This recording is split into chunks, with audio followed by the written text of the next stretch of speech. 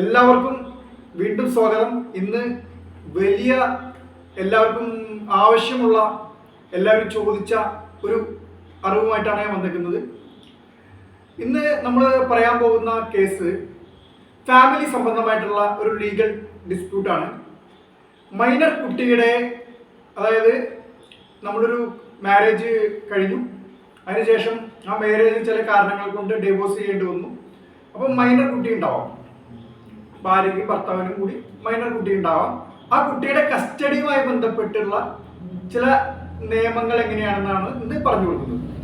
ഇന്ന് ഞാൻ ഉദ്ദേശിക്കുന്നത് ആക്ച്വൽ കേസ് സ്റ്റഡി നിങ്ങളുടെ മുമ്പിൽ അവതരിപ്പിക്കാമെന്ന് വിചാരിക്കുന്നു.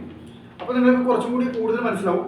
ഒരു തെറ്റിദ്ധാരണയുണ്ട് എല്ലാവർക്കും, എപ്പോഴും മൈനർ കുട്ടിയുടെ അവകാശം അമ്മയ്ക്ക് മാത്രമാണ് കിട്ടുള്ളൂ. ശരിയാണോ? ശരി. തെറ്റാണോ? കുറേ പേര് പറയുന്നു മൈനർ കുട്ടിയുടെ അവകാശം എപ്പോഴും അമ്മയ്ക്ക് തന്നെയാണ്. അല്ല, ഒരു നിയമത്തിലും ഫാമിലിയുമായി ബന്ധപ്പെട്ട ഒരു നിയമത്തിലും കുട്ടിയുടെ അവകാശം അമ്മയ്ക്ക് മാത്രമാണെന്ന് ഒരു നിയമത്തിലും പറയുന്നില്ല. കോടതിയിൽ പറയുന്ന കാര്യങ്ങൾ എന്താണെന്ന് വെച്ചിട്ടുണ്ടെങ്കിൽ, ആരാണോ വെൽഫെയർ ഓഫ് ദ ചൈൽഡിന് സൂട്ടബിൾ ആയിട്ടുള്ള പാരന്റ്, അതായത് welfare of the minor child ആർക്കാണോ കൂടുതൽ കൊടുക്കാൻ സാധിക്കുന്നത്, ചിലപ്പോൾ അച്ഛനായിരിക്കും, ചിലപ്പോൾ അമ്മയ്ക്കായിരിക്കാം. ആർക്കാണോ welfare of the child education എല്ലാം കൃത്യമായിട്ട് ചെയ്യാൻ പറ്റുന്നത്, ആ കുട്ടി സമൂഹത്തിൽ കൃത്യമായിട്ട് വളരാൻ ആരുടെ കൂടെ വളർന്നാലാണ് കൂടുതൽ ചെയ്യാൻ പറ്റുക എന്നുള്ള കൺസെപ്റ്റാണ് കോടതിക്കുള്ളത്. അല്ലാതെ നിങ്ങൾ വിചാരിക്കുന്ന പോലെ കുട്ടിയുടെ സംരക്ഷണാവകാശം അമ്മയ്ക്ക് മാത്രമേ കിട്ടൂ. 5 വയസ്സിന് താഴെയാണെങ്കിൽ പറയേണ്ട ആവശ്യമില്ല, അമ്മയ്ക്ക് മാത്രമേ കിട്ടൂ. അതൊക്കെ തെറ്റായ കാരണങ്ങളാണ്. കാരണം ഒരു നിയമത്തിലും ഫാമിലി സംബന്ധമായിട്ടുള്ള ഒരു നിയമത്തിലും കുട്ടിക്ക് അമ്മയ്ക്ക് മാത്രമേ കിട്ടുള്ളൂ, അച്ഛന് മാത്രമേ കിട്ടുള്ളൂ, അങ്ങനെ ഒരു നിയമമില്ല. ആർക്കാണോ വെൽഫെയർ ഓഫ് ദി ചൈൽഡ് ആർക്ക് കൂടുതൽ കൊടുക്കാൻ പറ്റുന്നത് അവർക്ക് ചൈൽഡ് കസ്റ്റഡി കിട്ടും. അപ്പോൾ ഞാനൊരു കേസ് ഇവിടെ അവതരിപ്പിക്കാം. ഈ കേസ് എറണാകുളം കുടുംബ കോടതി മുമ്പാകെ ചെയ്തൊരു കേസാണ്. അപ്പോൾ നമ്മൾ ആർക്കാണോ പെറ്റീഷൻ കൊടുക്കുന്നത്, ഫോർ എക്സാമ്പിൾ തീർച്ചയായിട്ടും ഇങ്ങനത്തെ ചൈൽഡ് കസ്റ്റഡി കേസുകൾ കൂടുതൽ അച്ഛന്മാരായിരിക്കും കൂടുതൽ കൊടുക്കുന്നത്. അപ്പോൾ ഹർജി കൊടുക്കേണ്ടത് ഗാർഡിയൻ ആൻഡ് വാർഡ് ആക്ട് പ്രകാരം, guardian and ward act 1890 section 8 പ്രകാരമാണ് പെറ്റീഷൻ ഫയൽ ചെയ്യേണ്ടത്. GOP, ഗാർഡിയൻ OP ഫയൽ ചെയ്യണം. അതായത് ഗാർഡിയൻ OPയിൽ ചിലപ്പോൾ അച്ഛനായിരിക്കും ചെയ്യുന്നത്.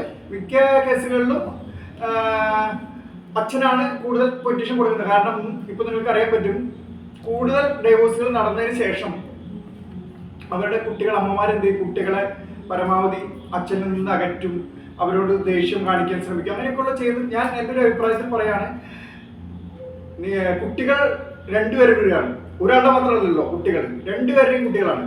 അപ്പോൾ ഒരാള് കസ്റ്റഡിയിൽ വെക്കുമ്പോൾ മറ്റേ ആളോട് ദേഷ്യം ഉണ്ടാക്കുന്ന രീതിയിലുള്ള കാര്യങ്ങൾ ചെയ്യാൻ പാടില്ല. അപ്പോൾ അതാണ് എൻ്റെ ഒരു പേഴ്സണൽ അഭിപ്രായം. അപ്പോൾ ഈ കേസിൽ എന്ന് വെച്ചിട്ടുണ്ടെങ്കിൽ അച്ഛനാണ്, മൈനർ കുട്ടിയുടെ അച്ഛനാണ് ഗാർഡിയൻ ആൻഡ് വാർഡ് ആക്ട് പ്രകാരം ഒരു പെറ്റീഷൻ ഫയൽ ചെയ്തു. അതിൽ കുറെ കാര്യങ്ങൾ പറയുന്നുണ്ട്. പെറ്റീഷൻ ഫയൽ ചെയ്തപ്പോൾ എന്താണ്, അമ്മയുടെ കാര്യങ്ങൾ എന്താണ്, അമ്മ എന്തുകൊണ്ടാണ് അമ്മയ്ക്ക് പെർമനന്റ് കസ്റ്റഡി കൊടുക്കാൻ പറ്റാത്ത കാര്യങ്ങൾ എന്ന് പറഞ്ഞിട്ട് ഒരുപാട് കാര്യങ്ങൾ ഈ പെറ്റീഷനിൽ ഫയൽ ചെയ്തിട്ടുണ്ട്.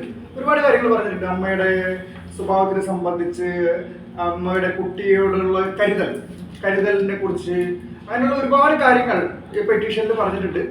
ഈ പെറ്റീഷൻ കോടതിയിൽ സ്വീകരിച്ചതിന് ശേഷം കോടതി എന്ത് ചെയ്യും, കോടതി ഇതിൻ്റെ ഒരു കോപ്പി ഓഫ് പെറ്റീഷൻ എന്ത് ചെയ്യും, അത് എതിർ കക്ഷിക്ക് അയക്കും. എതിർ കക്ഷി ഇപ്പൊ ഇതിൽ അച്ഛനാണ് പെറ്റീഷൻ ഫയൽ ചെയ്തെങ്കിൽ അമ്മയുടെ അഡ്രസ്സിലേക്ക് ഇതിന്റെ പെറ്റീഷന്റെ കോപ്പി വെക്കും, ഒരു ഡേറ്റ് കൊടുക്കും ഹിയറിംഗിന് വരാൻ. അപ്പൊ അതിന്റെ അപ്പിയറൻസ് ഓഫ് ദ കോർട്ടിന് വേണ്ടിയിട്ട് ഒരു ഡേറ്റ് കൊടുക്കും.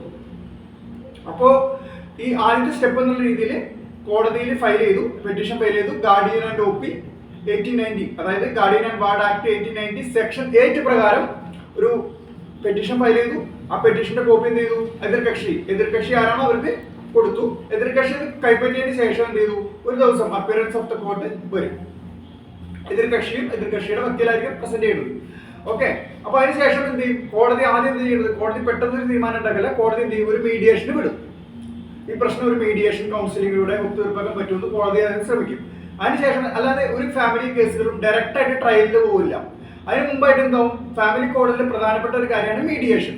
അതായത് മീഡിയേഷൻ കൗൺസിലിംഗ് വഴി ഒരു തേർഡ് പാർട്ടി വഴി ഈ രണ്ട് കക്ഷികളെയും വിളിച്ചു ചേർത്തി നമുക്ക് എന്തെങ്കിലും ഒത്തുതീർപ്പ് ആക്കാൻ പറ്റുമോ, ഇങ്ങനെ എന്തെങ്കിലും ഒരു എഗ്രിമെന്റ് വെച്ച് നമുക്ക് ഇങ്ങനെ തീർക്കാൻ പറ്റുമോ.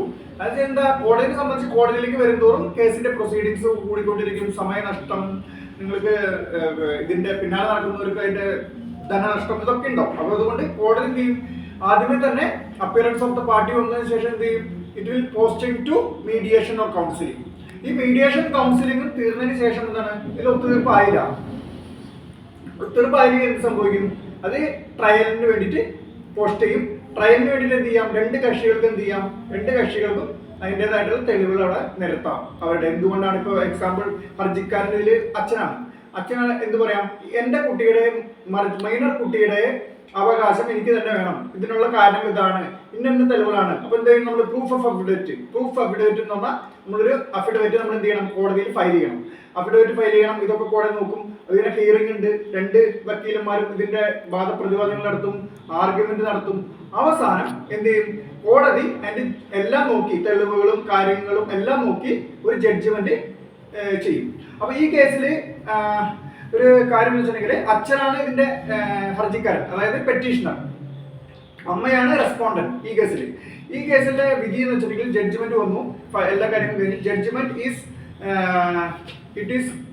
ഫേവറിംഗ് ടു പെറ്റീഷണർ, അതായത് പെറ്റീഷണർ അലോഡ്, അച്ഛന് ഈ കുട്ടിയുടെ പെർമനന്റ് കസ്റ്റഡി അനുവദിച്ചു. അതാണ് ഈ കേസിന്റെ പ്രത്യേകത. അപ്പൊ ഇതിൽ ഞാൻ നേരത്തെ പറഞ്ഞ പോലെ അമ്മയ്ക്ക് മാത്രമല്ല കുട്ടിയുടെ അവകാശം കിട്ടാൻ സാധ്യതയുള്ളത്. ആരാണോ വെൽഫെയർ ഓഫ് ദ ചൈൽഡ് കൂടുതൽ കൊടുക്കാൻ സാധിക്കുന്നത്, അതിന് ഈ കുട്ടിയുടെ അവകാശം നമുക്ക് കിട്ടും. അപ്പൊ ഇതില് ഈ ജഡ്ജ്മെന്റ് ആണിത്. ഈ ജഡ്ജ്മെന്റ് പ്രധാനമായിട്ട് പറയുന്നത് ഈ റെസ്പോണ്ടന്റ്, അതായത് അമ്മ, അവർക്ക് ഈ കുട്ടീനെ ശ്രദ്ധയില്ലായിരുന്നു, അതായത് അങ്ങനെയുള്ള മെയിൻറ്റെയിനിങ് ചൈൽഡ് ചെയ്യാനുള്ള ഒരു കപ്പാസിറ്റി ഇല്ല. ഇതൊക്കെയാണ് കോടതിയെ കണ്ടെത്തൽ. അതുപോലെ തന്നെ പെറ്റീഷണർക്ക് ഇനഫ് ആയിട്ടുള്ള വിദ്യാഭ്യാസവും കാര്യങ്ങളും ഉണ്ട്. അപ്പൊ അതുകൊണ്ട് ആ കുട്ടീനെ നോക്കി വളർത്താൻ പെറ്റീഷണർക്ക് കഴിയും.